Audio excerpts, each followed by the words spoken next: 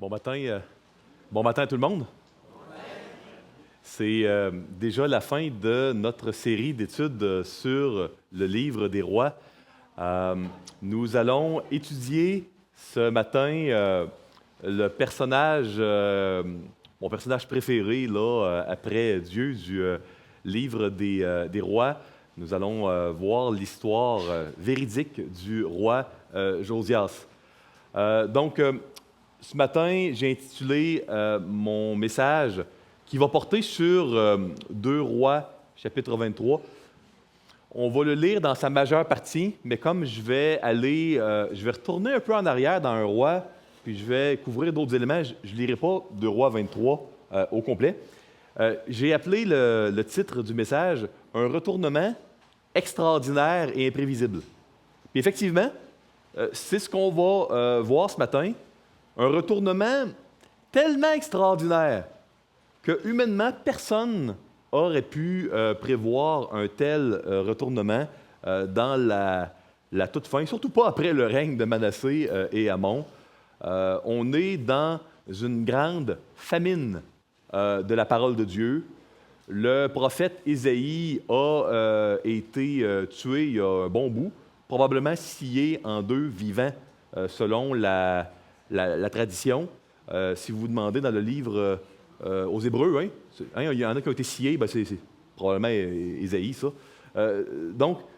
Puis là, on a certainement le roi qui pointe le plus vers Jésus de tout le livre des rois. Donc ça, c'est assez intéressant. Donc, l'histoire qu'on va voir, elle commence vraiment en 640, quand le roi Josias, à l'âge de 8 ans, a pris le trône. Son grand-père Manassé est décédé depuis 2 ans et son papa Amon vient de décéder, tout juste. Et là, on a la mention donc de l'accession au trône de Josias et il va se passer 18 ans où on ne sait pas trop ce qui s'est passé dans la vie de Josias. Si vous faites le calcul, 18 ans de règne, il a commencé à 8 ans. Donc, vraiment, le gros de ce qu'on va lire, ça va être quand le roi Josias va avoir 26. Okay? C'est une époque qui est assez particulière. Si vous vous amusez à calculer la chronologie, vous allez voir qu'il a eu son premier fils à 13 ou au maximum 14 ans, Josias. Donc, c'était clairement là, une autre époque. Donc, avant de plonger là, dans le texte d'aujourd'hui, très lumineux, demandons au Seigneur d'ouvrir nos cœurs, de bénir notre temps ensemble. Seigneur Jésus, nous avons étudié ta parole toute la semaine, et puis on voudrait que tu, encore une fois, ouvres les yeux, les oreilles de notre cœur, puis on veut par la foi te demander plus, encore aujourd'hui, Seigneur. On te prie d'utiliser, Seigneur, ta parole pour créer, pour faire des changements dans nos vies, dans nos cœurs, qui vont avoir des impacts long terme. Seigneur, permets que nous n'ayons pas été des auditeurs oublieux, mais que par la puissance et par la grâce de ton Esprit Saint, il puisse y avoir des changements qui perdurent suite à ta parole, Seigneur. C'est dans le beau et puissant nom de Jésus que nous t'adressons cette requête. Amen. J'ai sauté le chapitre 22, parce que le chapitre 22, c'est donc le roi Josias qui, une fois qu'il a 26 ans, sa 18e année de règne, il fait du ménage dans le temple. Quelle bonne idée! Parce que c'est là que les choses qui sont bonnes se passent.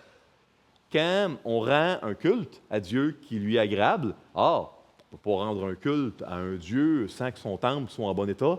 Donc, tout a commencé par du ménage dans le temple. Quand on fait du ménage dans le temple, on est susceptible de trouver des bonnes choses. Et on trouve effectivement une copie du livre de Moïse. Est-ce que c'était un codex qui recueillait les 5 premiers livres ou seulement le Deutéronome? On n'est pas certain. Il a, à minima, trouvé le livre du Deutéronome. Je fais une longue histoire courte. C'est quoi ça, le Deutéronome? Outre le fait que c'est le 5e livre à la fin de la vie de Moïse, hein, avant que Josué prenne la relève pour conquérir le pays promis. Moïse a fait 3 prédications contiguës, hein, back-à-back, si on peut le dire ainsi. Et sur quoi il basait ses prédications? Ben, il a commencé par dire les 10 commandements, puis après ça, à les expliquer tour à tour. Et c'est clairement ça. Hein?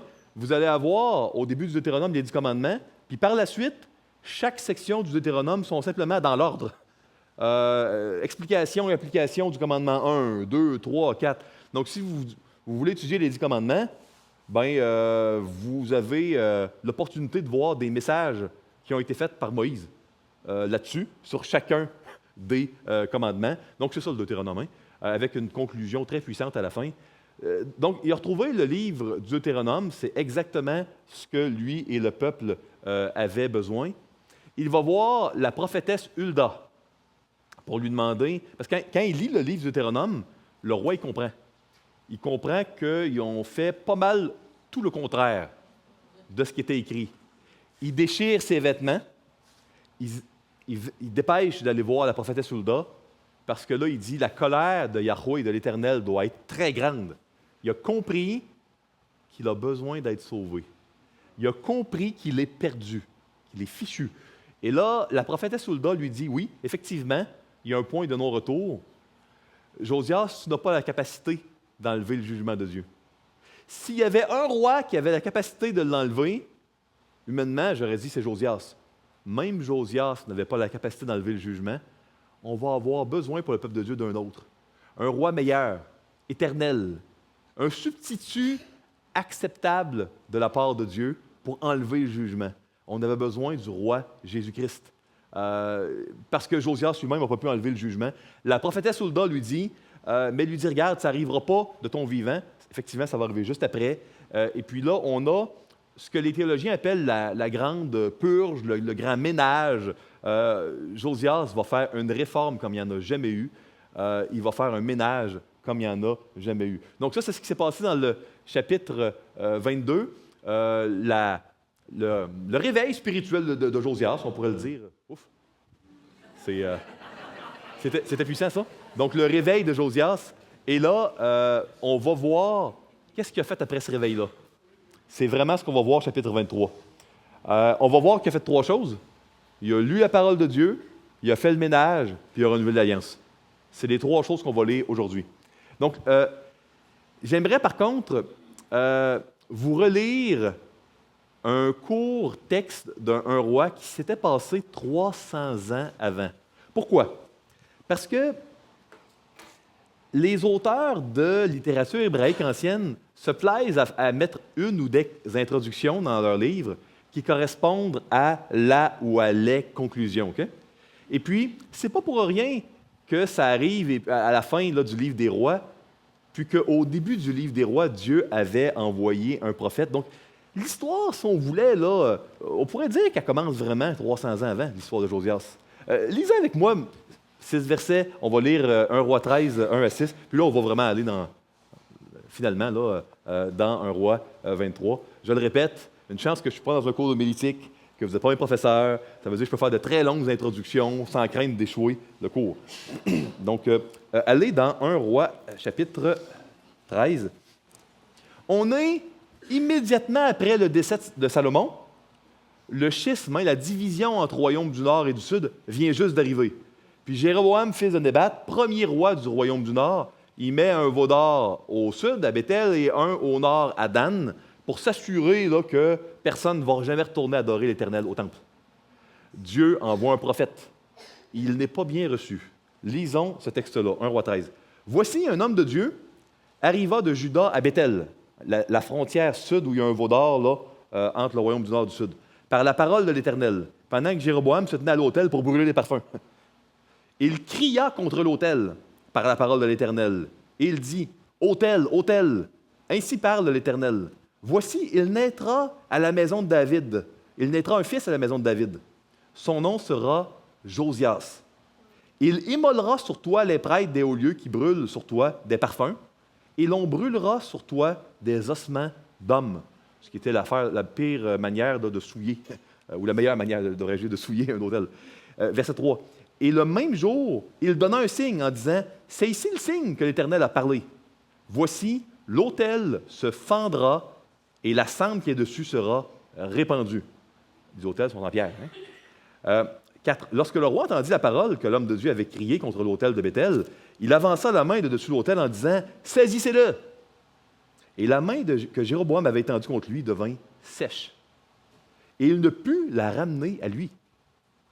L'autel se fendit, et la cendre qui était dessus fut répandue, selon le signe qu'avait donné l'homme de Dieu par la parole de l'Éternel. Alors le roi prit la parole et dit à l'homme de Dieu, « Implore l'Éternel ton Dieu, et prie pour moi, afin que je puisse retirer ma main. » L'homme de Dieu implora l'Éternel, et le roi put retirer sa main, qui fut comme auparavant. Comme d'habitude, il ne s'est pas repenti. Il a changé de ton quand la main était paralysée. Dès qu'elle a été guérie, il a laissé l'homme de Dieu partir, mais il a continué à adorer des idoles. Donc, cette prophétie-là est très probablement perdue. Si le Deutéronome est perdu, cette prophétie-là est très probablement perdue. Pourquoi Manassé a-t-il pu, puis on est dans la spéculation, influencer son petit garçon de 14 ans à appeler son fils Josias? Moi, j'ai l'impression que Josias veut dire « l'Éternel guérira ». Moi, j'ai l'impression que Manassé, il avait été guéri par l'Éternel durant ses 9 années dans un cachot à Babylone. Il s'était repenti. Je ne pense pas qu'il connaissait cette prophétie-là, peut-être, mais il est plus plausible de dire qu'il a parlé de sa propre expérience personnelle et que Dieu a fait coïncider ça avec une prophétie très ancienne qui s'est accomplie quand Josias, un fils de David, a fait un grand ménage. Je termine en disant un dernier commentaire ici. La plupart des prophéties, à mon avis, dans la Bible, ont un double, parfois un triple, parfois un quadruple accomplissement. De la même manière qu'il avait été prophétisé à David que son fils bâtirait le temple, Salomon l'a bâti, mais Jésus, dans l'Évangile, il l'a dit, on va détruire le temple, détruisez-le en 3 jours, puis je vais le rebâtir. Et il parlait, nous dit l'auteur de l'Évangile, du temple qui était son corps. Le vrai fils de David qui a bâti le temple, bien que Salomon l'a fait, c'était Jésus. Le temple qui est son corps, qui est l'Église, etc., c'est nous, les enfants de Dieu. Et je crois que le fils de David qui va tout guérir, tout réparer, tout enlever le mal. Josias l'a fait, mais Jésus a commencé à le faire et lors de son retour, il va achever ce qu'il a commencé. Allons enfin au texte d'aujourd'hui. 2 Rois, chapitre 23, versets 1 à 3. Donc, le roi Josias fit assembler auprès de lui tous les anciens de Juda et de Jérusalem. Puis il monta à la maison de l'Éternel avec tous les hommes de Juda et tous les habitants de Jérusalem, les sacrificateurs, les prophètes et tout le peuple. Écoutez bien ça. Depuis le plus petit jusqu'au plus grand. Tout le monde. Okay? Les enfants, les adultes, les prêtres, les cultivateurs, tout le monde. Il lut devant eux toutes, pas une partie, toutes les paroles du livre de l'Alliance qu'on avait trouvé dans la maison de l'Éternel. Le roi se tenait sur l'estrade et il traita alliance devant l'Éternel, s'engageant à suivre l'Éternel et à observer ses ordonnances, ses préceptes et ses lois de tout son cœur et de toute son âme, afin de mettre en pratique les paroles de cette alliance écrite dans ce livre. Et tout le peuple entra dans l'alliance. On va arrêter là pour l'instant. Donc, ici, qu'est-ce qu'il fait? Il lit le Deutéronome. Vous avez bien compris. Josias a lu le Deutéronome, il y a eu un réveil. Il a lu le Deutéronome au peuple d'Israël et il y a eu le plus grand réveil de toute l'histoire d'Israël du livre des rois. En lisant le Deutéronome. Moi, j'aimerais vous dire, c'est pas un hasard qu'il n'y avait pas de parole de Dieu durant Manassé. C'est pas un hasard que Manassé ait fini si mal. Le moment où il y a le plus grand réveil, c'est quand la parole de Dieu est la plus prévalente. Voyez-vous une relation de cause à effet? Plus il y a de la Bible, plus il y a de la bénédiction, puis il y a du réveil, moins il y en a, quels que soient les motifs et même le zèle. Jéhu était très zélé, un homme d'action. Moins il y a de Bible, moins il y a de bénédiction spirituelle. Est-ce que vous me suivez? Puis moi, déjà là, je veux vous dire, la lecture d'un livre ici qui a pris probablement des heures, ça n'avait été jamais fait avant par personne de faire ce qui a été fait ici. Le jeune roi de 26 ans, peut-être qu'il avait peur que le peuple ne le suive pas. Son père avait été tué. Hein? Son père ne faisait pas l'affaire de la cour, il avait été tué. Donc, peut-être qu'il avait peur d'avoir de l'opposition. Il y a certainement eu de l'opposition. Écoutez, quand tu changes la religion nationale, c'est clair qu'il va y avoir de l'opposition. Ton père a été tué parce qu'il ne faisait pas l'affaire. Il s'est engagé de tout son cœur parce qu'il avait eu un réveil basé sur la parole de Dieu. Puis moi, je veux vous encourager. Lisez la Bible. Puis pas seulement 2 secondes, pas seulement un verset, pas seulement une fois par semaine. Lisez la Bible. Mémorisez les Écritures. Mettez des versets un peu partout. J'ai vérifié, puis la moyenne statistique pour les Canadiens d'utilisation de médias sociaux, c'est un Canadien en moyenne va utiliser tous les jours 1 heure et à peu près 17-18 minutes les médias sociaux. Si on regarde l'utilisation de l'Internet reliée à des divertissements, pas le travail, on est un peu plus de 3 heures par jour. Je vous ai mis ici, pour fin de réflexion, combien de temps ça prend à lire un livre de la Bible. Okay? Donc, Genèse, 3h30, Exode, 3 heures, Deutéronome, 2h30. Je les ai mis tout. Cantique des Cantiques, 20 minutes. Bon, vous avez le psaume, 5 heures, Ésaïe. On voit que ça, c'est plus long, là. Mais regardez ici. 4 heures, 1h25, 12 minutes, 25 minutes. Donc, à part les psaumes et Ésaïe, si un Canadien ne faisait pas un record, là, prenait pour une journée dans la semaine, là, il prenait la moyenne de temps d'Internet relié qui n'est pas au travail. Il pourrait, à part si c'est les psaumes ou Ésaïe, lire un livre. Il pourrait lire pratiquement un livre de la Bible par jour. Oui, parce que, regardez, la plupart des livres prennent moins de 3 heures. Et puis un Canadien passe en moyenne plus de 3 heures devant Internet non relié au travail. Ça, c'est des statistiques que vous pouvez vérifier, je n'ai pas inventé, c'est le temps que ça prend à lire un livre. Je suis certain que les gens du peuple ne comprenaient pas tout ce que Josias leur a fait lire.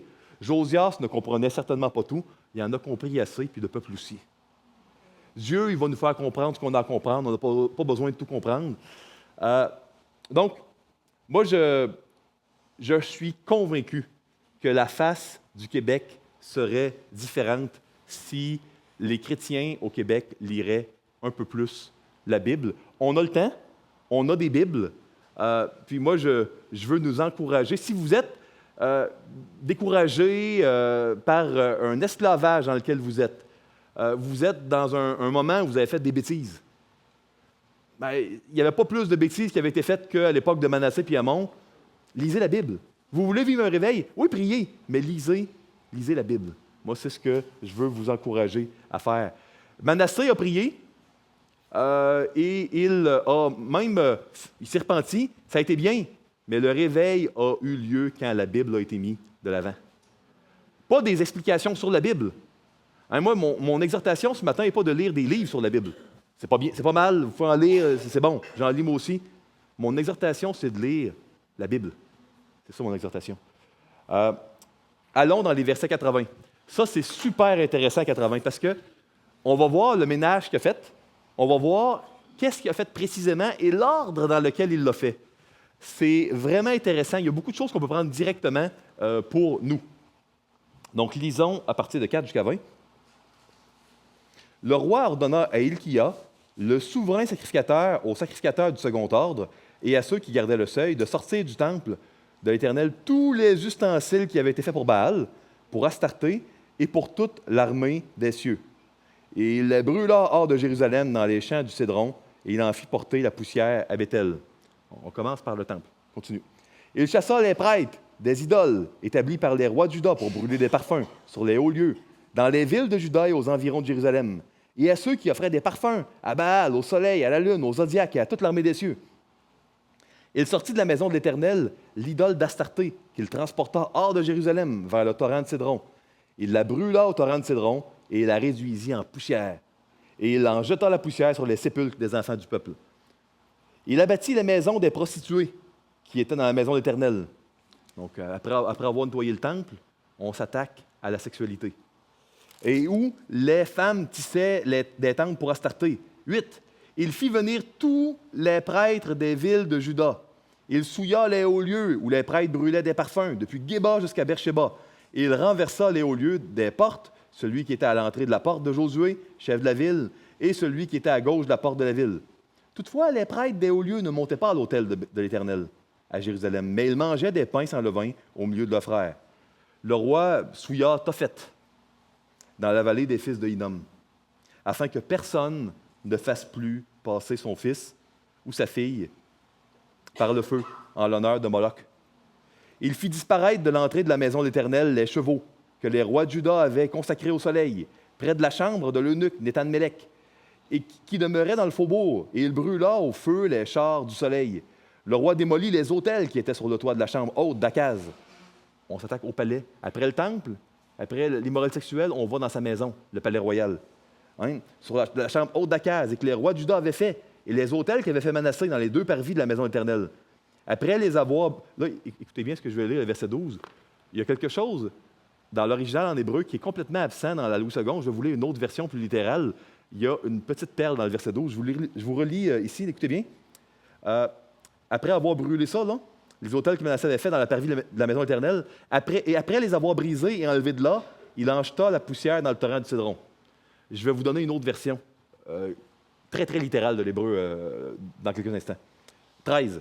Le roi souilla les hauts lieux qui étaient en face de Jérusalem, sur la droite de la montagne de perdition, et que Salomon, roi d'Israël, avait bâti à Astarté, l'abomination des Sidoniens, à Kémosh, l'abomination de Moab, et à Milcom, l'abomination des fils d'Ammon. 14. Il brisa les statues abatties des idoles, et il remplit d'ossements d'hommes la place qu'elles occupaient.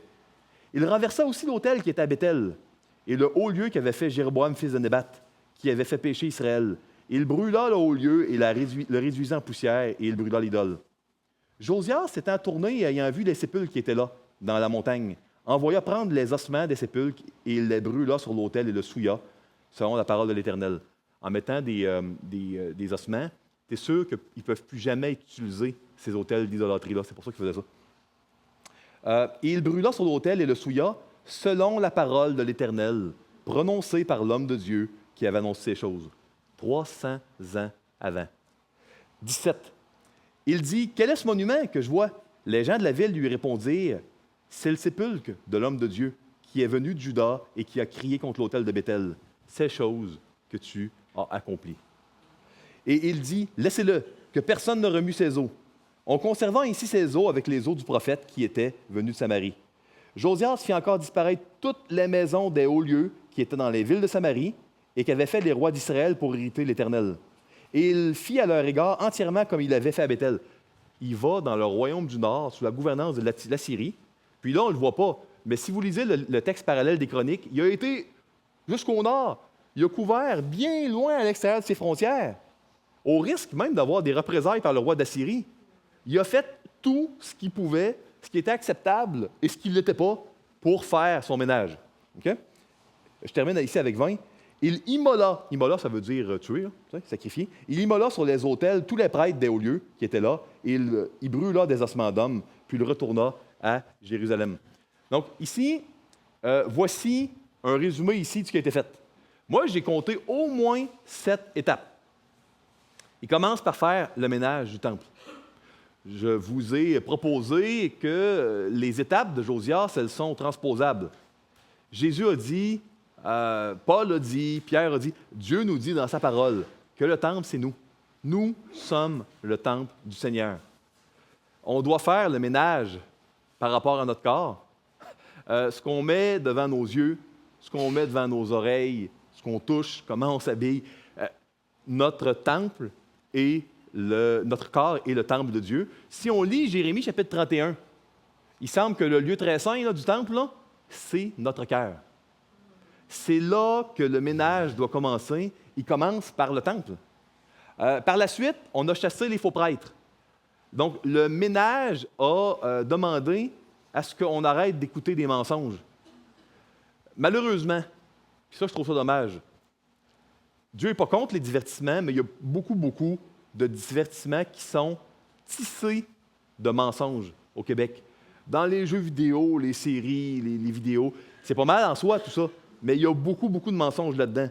Si on écoute un peu plus de 3 heures par jour de trucs qu'on n'a pas filtrés, puis qui sont remplis de mensonges, qui font la promotion de choses que Dieu a en horreur. Puis nous, on rit, puis on se divertit, puis on relaxe avec des choses que l'Esprit Saint est en train de pleurer en dedans de nous. C'est sûr qu'à ce moment-là, si on n'a pas lu la Bible, on la lit 1 minute, très, très rapidement, 30 secondes, comment il peut y avoir un réveil? Comment on peut être heureux? Comment ça peut réussir? Vous comprenez? Donc, il y a vraiment un ménage du temple, mais un ménage au niveau des faux prophètes, les faux enseignants. Puis il ne s'agit pas d'aller au-delà de ce qui est nécessaire. Les divertissements, c'est bon, ça vient de Dieu, c'est biblique. Il n'y aura rien de parfait ici-bas. Mais ce n'est pas parce qu'il n'y a rien de parfait qu'on fera absolument rien pour filtrer. Vous comprenez? Je comprends qu'il n'y aura pas de séries et de vidéos et de jeux parfaits, mais est-ce qu'il peut y avoir un filtre grossier, qui va donner une chance à notre âme de s'épanouir? 3, la sexualité vient en 3e. Un ménage, c'est un ménage en notre sexualité. Un ménage au niveau de ce qui est mauvais. La sexualité, c'est bon, hein? C'est une bonne chose que Dieu a créée. Toute perversion, tout écart face à ce que Dieu dit, bien, il doit y avoir un ménage là. Ça fait partie du ménage que Dieu voulait. Ça fait partie des commandements, ça fait partie de Deutéronome, ça fait partie de ce qu'il faut faire. Est-ce que ça veut dire mettre de côté des choses qui sont regardées? Peut-être ça veut dire mettre de côté de la pornographie. Peut-être ça veut dire mettre de côté quelque chose qui n'est pas pornographique, mais qui est immoral ou qui attise des mauvaises convoitises. Souvenez-vous de Géasi. Les mauvaises convoitises. Même si c'était le jeune homme là, avec Élisée, ça tue. Ça tue lentement, sournoisement, sans qu'on puisse s'en rendre compte. On doit faire un ménage dans la sexualité. Ça va après ça à l'extérieur du temple. Puis là, il y a le fameux ménage de Tophet. C'est la portion de 2 Rois 23 qui me touche le plus. Tophet qui vient de l'ancien araméen qui veut dire fournaise. Il y avait à Tophet des choses complètement terribles. On adorait un peu Milcom, qui, d'ailleurs, c'est lui, Milcom. Il y avait des sacrifices d'enfants occasionnels avec lui. On le voit encore sur les sceaux des Ammonites. On avait Kémosh. Lui aussi, il demandait des sacrifices humains, occasionnellement. Souvent, on le voyait comme un vieil homme avec une barbe blanche, comme c'est lui, ça. Il a été retrouvé lui aussi. Mais le pire, qui demandait vraiment des sacrifices humains, et Tophet, sur le versant sud de Jérusalem, aussi appelé la vallée des fils de Hinnom, c'était le lieu de culte de Moloch. Ça a duré durant tout le temps. Hein. Il y a eu des bons rois, mais ils n'ont pas enlevé Tophet. Peut-être que c'était trop coûteux, politiquement, mais Ézéchias, Tophet était là. Il était là depuis Salomon. Puis, Moloch a été certainement le pire dieu. Il fallait vraiment... les statues de Moloch, j'ai mis une photo, là. Les statues étaient creuses. C'était une statue avec une fournaise à l'intérieur. Puis, l'adoration de Moloch comprenait des choses extrêmement occultes, des choses extrêmement sombres qui incluaient de mettre ton fils, quand il était bébé, dans le vivant, dans le centre de la fournaise, comme une offrande à Moloch. Les choses qui sont passées à Tophet étaient tellement horribles qu'ils ont marqué à tout jamais la nation d'Israël. 600 ans plus tard, à l'époque de Jésus, quand on veut parler de l'enfer, on parle de la vallée des fils de Hinnom. Parce que Gé, en hébreu ancien, c'est vallée, Ben, fils, Hinnom. Donc, Gé, Ben, Hinnom, c'est vallée des fils de Hinnom, c'est Tophet. En grec, ça se dit, on ne prononce pas le B, c'est Gé-Héna. Louis II, les traducteurs l'ont traduit par la GN. GN, là, c'est l'enfer hein, dans l'Évangile. c'est tellement horrible ce qui s'est passé que, honnêtement, ce n'est pas quelque chose que je crois qu'il est approprié de répéter ici, ce qu'il faisait comme culte à Moloch. C'est quelque chose qui a marqué à tout jamais. C'est devenu le mot pour enfer. Pour l'enfer où on va être loin de Dieu pour l'éternité, ceux qui ne connaissent pas le Seigneur. Et puis, Josias enlève Tophet pour que plus jamais, jamais, jamais Tophet fonctionne. Certainement qu'il y a une leçon ici, que le ménage, il doit inclure aussi tes enfants. On ne contrôle ni le cœur de tes enfants, ni leur comportement après, très vite, en fait, après un certain âge. Mais il y a un ménage dans ce qu'on doit faire, la nourriture qu'on va leur donner en bas âge, quand ils acceptent encore là, qu'on leur donne certaines choses. On doit leur donner les influences de Dieu. C'est notre responsabilité. Je comprends qu'après un certain âge, on n'a pas le contrôle, puis ça fait partie de la vie, hein, puis de la manière dont les choses fonctionnent. Écoutez, comprenez que si nous, on dit, ouais, de nos jours, à partir de l'adolescence, on n'a plus le contrôle, écoutez, c'était un peu comme ça aussi à cette époque-là.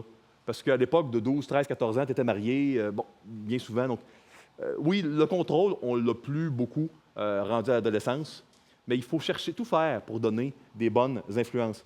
Mais il y a une leçon qui est formidable.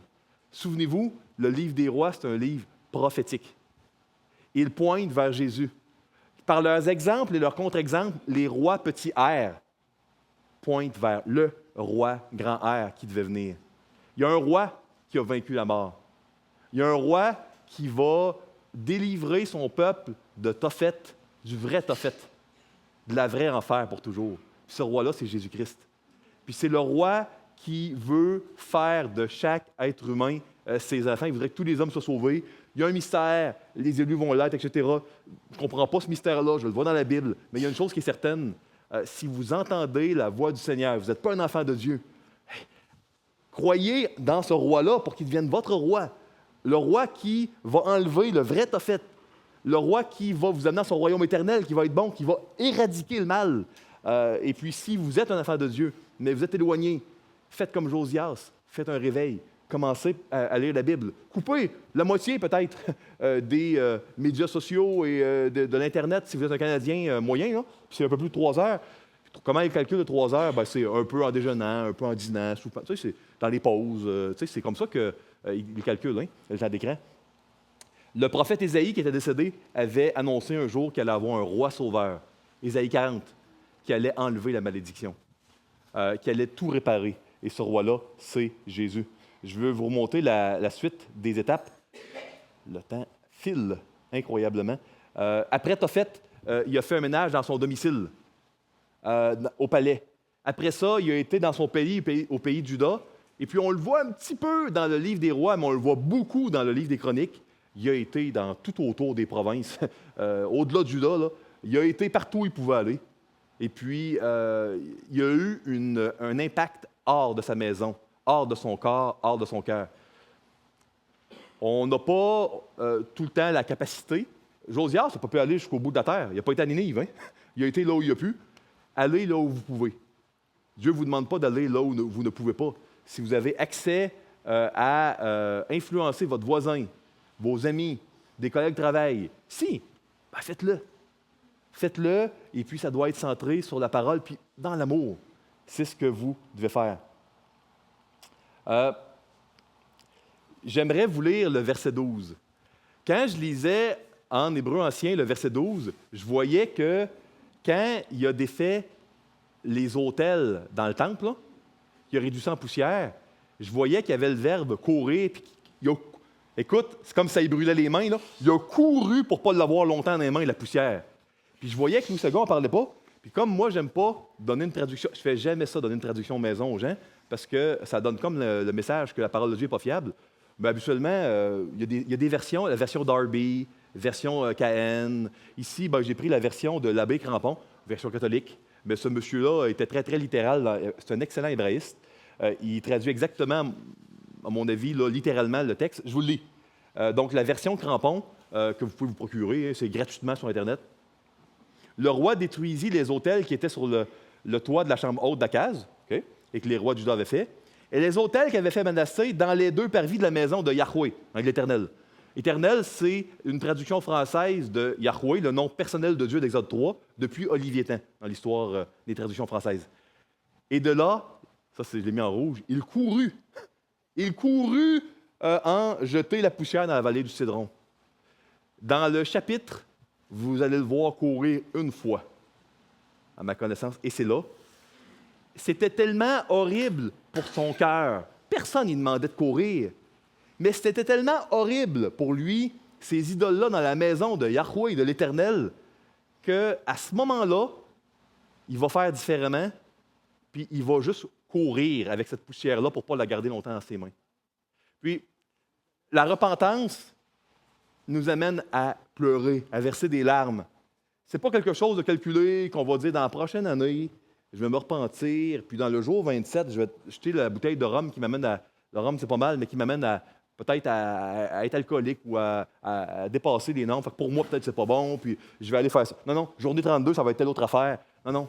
Hey, il a couru. Il a couru, il ne voulait pas l'avoir longtemps dans les mains, la poussière. Ça, j'ai trouvé ça extrêmement savoureux. Au verset 12, ça ne change pas vraiment le message, mais je voulais vous partager cette perle-là qui nous montre la diligence qu'il a eue. Bon, une Pâque mémorable, versets 21 à 25. Le roi donna cet ordre à tout le peuple. Célébrez la Pâque en l'honneur de l'Éternel, votre Dieu, comme il est écrit dans le livre de l'Alliance. Aucune Pâque pareille à celle-ci n'avait été célébrée depuis le temps où les juges jugeaient en Israël. Et pendant tous les jours des rois d'Israël et tous les rois des rois de Juda. Ah, il y en avait eu des Pâques. À l'époque d'Ézéchias, il y en avait eu une, pas comme celle-là. Ce fut la 18e année du roi Josias qu'on célébra cette Pâque en l'honneur de l'Éternel à Jérusalem. De plus, Josias fit disparaître ceux qui évoquaient les esprits, et ceux qui prédisaient l'avenir, et les téraphim, et les idoles, et toutes les abominations qui se voyaient dans le pays de Juda et à Jérusalem, afin de mettre en pratique les paroles de la loi, écrites dans le livre que le sacrificateur Hilkia avait trouvé dans la maison de l'Éternel. 25. Écoutez bien ça, avant Josias, il n'y eut point de roi qui, comme lui, revienne à l'Éternel de tout son cœur, de toute son âme et de toute sa force, selon toute la loi de Moïse. Et après lui, il n'en a point paru semblable. Il y a eu David avant lui, Ézéchias, Asa. Au niveau de la repentance, là, il n'y a jamais personne que ce jeune homme-là, de 26 ans, fils de Amon, petit-fils de Manassé, il n'y a jamais eu personne comme lui avant ni après. Quel a été l'exemple de vos parents, de vos grands-parents? Si ce matin, vous voulez vivre un réveil, commencez par mettre la parole de Dieu de l'avant, puis après ça, faites le ménage. Faites le ménage dans votre cœur, dans votre corps, dans les fausses choses que vous avez autour de vous. Faites le ménage dans votre sexualité. Puis, s'il y a des éléments que vous devez régler au niveau de votre culte à Dieu, là, faites-le en courant, tout à fait comme le roi Josias l'a fait. Faites tout ce que vous pouvez, de tout votre cœur, dans la prière. Moi, c'est l'exhortation que je veux vous donner. Josias, il a parlé à plein de monde. Hein? Ça n'a pas été une pensée ou une émotion qui a parlé à une personne. Tout le monde au palais était au courant, ses ministres, puis les repentances, elles sont souvent publiques. Elles incluent ainsi de la redevabilité qui permet que ça perdure. Josias n'est pas capable d'enlever le jugement. Je vous lis les versets 27-30, puis je conclus. Donc, 26.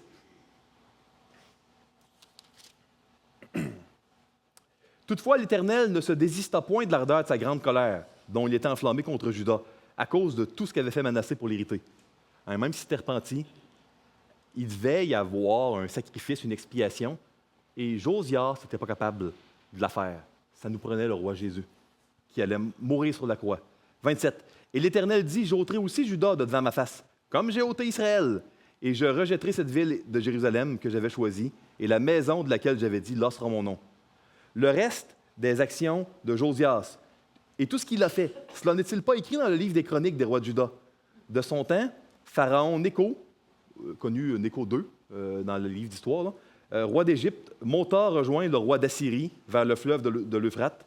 Le roi Josias marcha à sa rencontre et Pharaon le tua à Megiddo dès qu'il le vit. Ses serviteurs l'emportèrent mort sur un char et l'amenèrent de Megiddo à Jérusalem et l'enterrèrent dans son sépulcre. Et le peuple du pays prit Joachaz, fils de Josias, et le oignirent et le firent roi à la place de son père. Donc, le roi Josias est mort à Megiddo. Bien que je ne crois pas que ce soit le même lieu géographique, c'est quand même intéressant de savoir que dans tous les lieux que Dieu avait choisis, celui où va avoir lieu la bataille finale à la fin du monde, c'est à Ar-Megiddo, donc Armageddon en grec, la montagne de Megiddo. Je ne crois pas que c'est le même lieu, pour toutes sortes de raisons, là, mais quand même intéressant que ça porte le même nom, l'endroit où Dieu va choisir de revenir à la fin du monde pour enfin éliminer le mal. Laissez-moi maintenant vous lire, peut-être vous donner quelques éléments qui touchent les chapitres 24 et 25. Il y a 25 chapitres dans le 2 Rois. On a complété presque le 23. Je vous parle un peu du 24 et du 25. Donc, le fils de Josias, Joachaz, va régner 3 mois. Ils vont tous être méchants, hein? Il n'y aura plus jamais de bon roi. Il va y avoir Joachim, qui lui va être là 11 ans. Joachim, 3 mois. Et Matania, aussi appelé Sédécias, va être là 11 ans. Donc ça, c'est la toute fin. Vous savez, Néco et les Assyriens s'en tireront pas ainsi. Dieu avait promis que plus jamais Dieu voulait que son peuple retourne en Égypte. Et puis Dieu, quelques années après la mort de Josias, a envoyé un prophète en disant « C'est assez. Les Assyriens, là, je vais les éliminer. » Ce prophète-là s'appelait Nahum. Et puis Nahum a écrit son livre contenant les oracles de l'Éternel peu de temps après la mort de Josias. Quelques années après la mort de Nahum, un jeune homme de 20 ans nommé Nebuchadnezzar, un génie militaire, va prendre au début une poignée de soldats de son père Nabopolassar qui se révoltait contre la Syrie. Il va battre Néco, qui a tué Josias à plate couture, il va l'humilier. Il va même y prendre sa fille pour en faire son épouse, la reine Nitocris. Il va également, Nebuchadnezzar, complètement défaire la Syrie. Il va battre Ninive, il va éliminer les Assyriens. En quelques années, il va bâtir le plus grand empire mondial de l'époque. La prophétie de Nahum s'est accomplie quelques années après qu'il ait prophétisé. Vous allez avoir donc, durant ces rois-là, les 4 derniers rois, voici ce qui se passe.